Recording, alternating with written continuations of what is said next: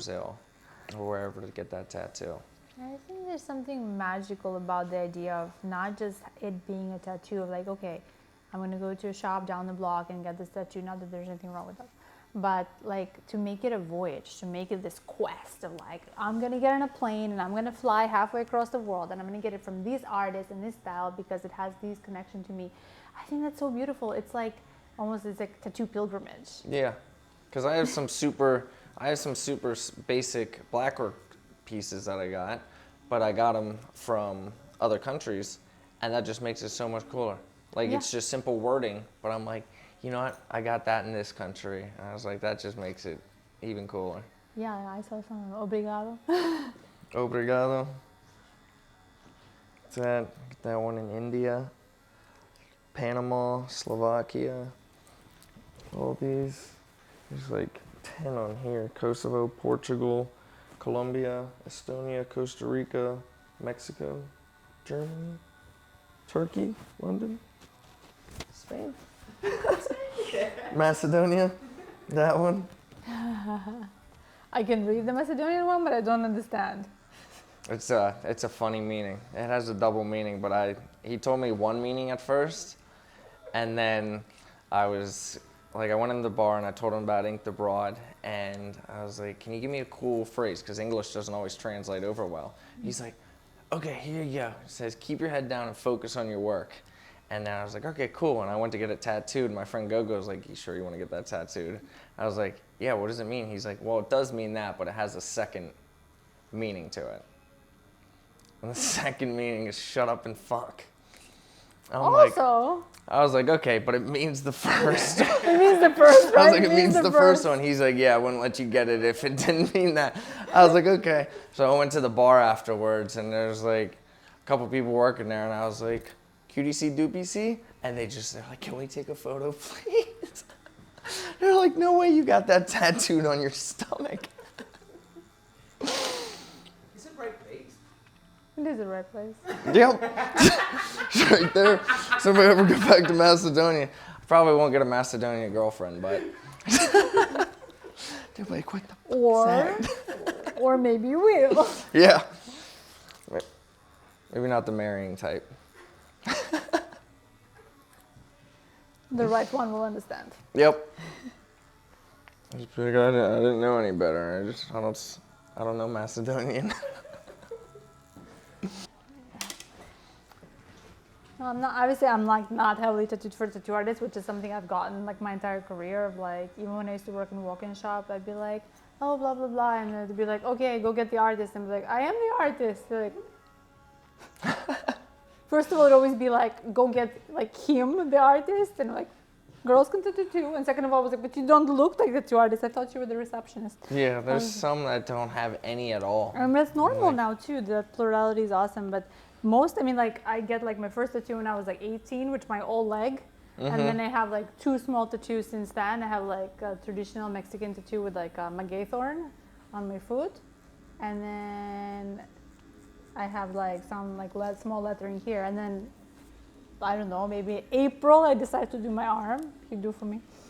Yep. And it's like, people always like, well, why aren't you more tattooed? I'm like, honestly, the truth is I don't have time. I'm busy making art for everyone else, you know? Yeah. And for me, the focus is kind of giving, yes. You know? You have to take the time, you have to think. And I'm always thinking about solving everybody else's creative problems, you know, like, and thinking and designing and, you know, and it's kind of funny. And I think that now it's not this norm of like, you need to be, there's no way for me, there's no way that an artist needs to look like. Tattoo artist can be somebody with no tattoos. Yeah. And somebody can be completely tattooed. It's like, there's no, you know, it's a corner that throws you off guard too. Mm-hmm. You're like, oh, I can tattoo this even though I'm not fully covered. When I made my first video that went viral, I didn't have any of my legs, and I didn't have any of this. And you got no hands. Criticism. Destroyed. It was like 5.5 million views, and I was talking about the most painful tattoo spots versus the easiest spots. And I was like, thighs, easy. And I was wearing shorts too. And they're like, shut the fuck up, you don't know anything. They're like, what do you know about tattoos? I was like, I looked it up on the internet, and that's what it said. And I just kept commenting. I was like, this is anecdotes from science. And they're like, you don't have any hand tattoos, do you know? And I'm like, I hate the internet, man. I I was like, I'm gonna delete my account. I think it's like, yeah, it's like there's certain, obviously I understand that there's certain history behind it and all that, and you know, you should feel the pain and all that and know how it feels. Like there is some logic to that. Yeah. Like, there is some logic to That that. video, I deserve that. Because Because I was going like, the knee doesn't hurt. And they're like, what? You didn't got anything? I was like, yeah, calf's easy. Now I got my calf. I was like, oh, death. And all fingers, all of them hurt. So I should have just put it in one category. None of them don't hurt. They all hurt. I think the most painful tattoo I have seen, again, I'm talking to somebody who's not heavily tattooed, was in Samoa. What? I mean, it must. I mean, like traditional, you know, like traditional Samoan tattoo. It's like, and they do. There's only two tattoos. There's like one male, one female. Like, because Polynesia known for like different, you know, designs and everything. But in Samoa specifically, they have the design that go from like the ribs down to the thighs. And the male one, it's almost completely all black, completely all black. And the female one, it's a little bit more like there's kind of like more like line work, and it's a little bit more transparent. And even that takes like full day to do like, I think one leg. And I see It's like, just the Tata method. yeah, and then they have the two people to stretch the skin and then one person to knock. And actually, I was just backpacking in Samoa in the middle of city square. It was like Peter Soloape tattooing with his whole crew, and I see this tattoo. I just commented, just like they like, okay, you come watch. It's like part of the culture. For me, it was like, wow. First of all, it's like in nature, outside, beautiful, amazing. They have the whole family of the person getting tattooed. And yeah, and then they all there, and everybody. The idea is that you share the pain together, right? Everybody has to kind of share the pain of the person getting tattooed. And for me, that's just such a beautiful, magical way to see tattooing. It's like they take a count for the fact that it's painful. Like you're talking like the most painful spot, and like the ribs, okay, that's bad. Yeah, and you're getting hammered in. And like, and then the family, like, so you have one family member who like fanning the person because it's like obviously hot outside and everything. And then you have somebody, other family members, they hold, they stretch the skin because they believe, and I totally agree with this. They believe that, that when you touching the person, like the skin of the person, you absorb the pain. Yeah. So like the family is supposed to absorb the pain, But we tattoo artists, we absorb the pain and we do tattoo. Yeah, I don't think he felt a thing when I got my knee blasted. He was like, I'm good. I'm like... But in many ways it's that. I think that as artists, I think there is, I don't know. Traditionally, there is that belief that there's a certain level that the person who like assisting and the person who getting tattooed that absorb a certain amount of that actual pain, like that we take it. That's probably why all tattoo artists have bad backs and bad hands from all the absorption. It's like osmosis. But I could see that in like the spiritual way because they truly like connect with each other. There's like a familial style. And as they're giving it, it's so sacred to them and so meaningful to them as it is for the person getting it. And then it's just having that whole family there and the connection. It's like they all feel the same aura at once.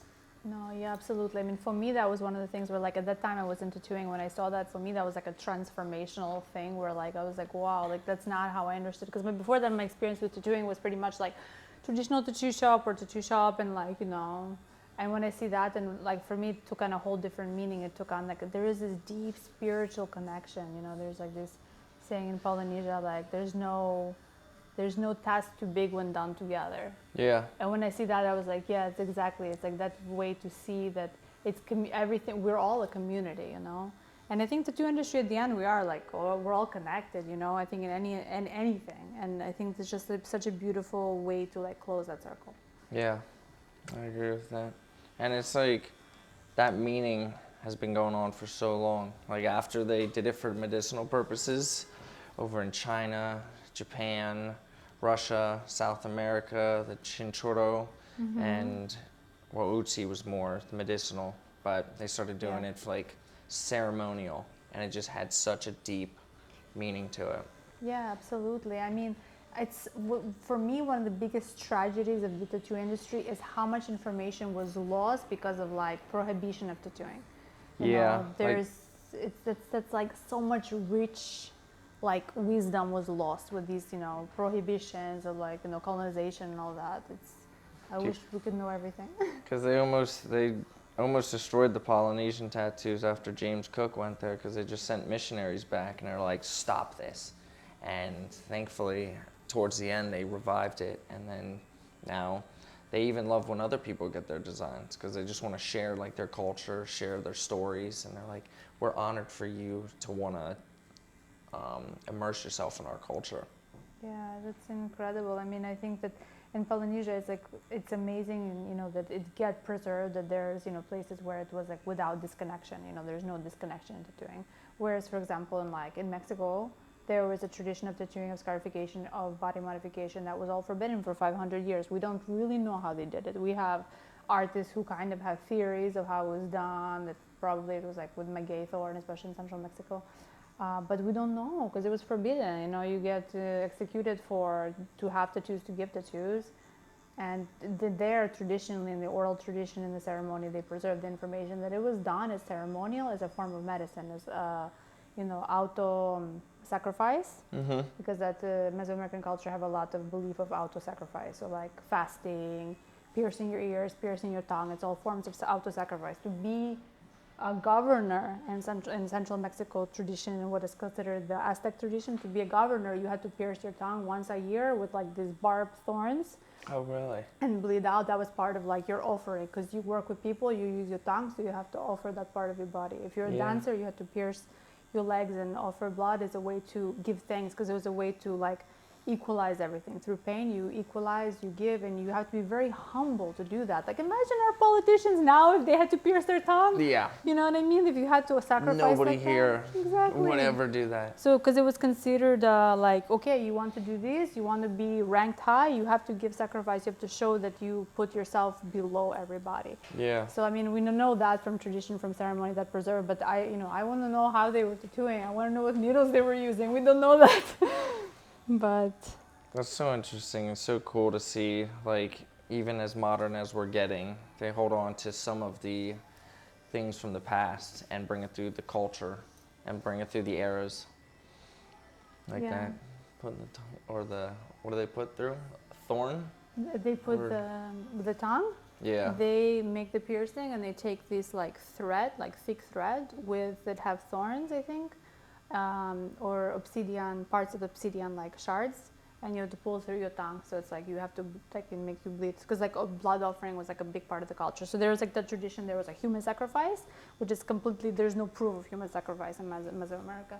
That's like more like fairy tale, but they take it from that tradition of auto sacrifice, because that was a big part of like, if you were in government, you had to do that. You had to make bigger offerings. If you're just a regular person, you just have to fast. I don't know, every 20 days you fast for 1 day. You don't eat nothing, don't drink water. You go to desert. You have to do pilgrimages.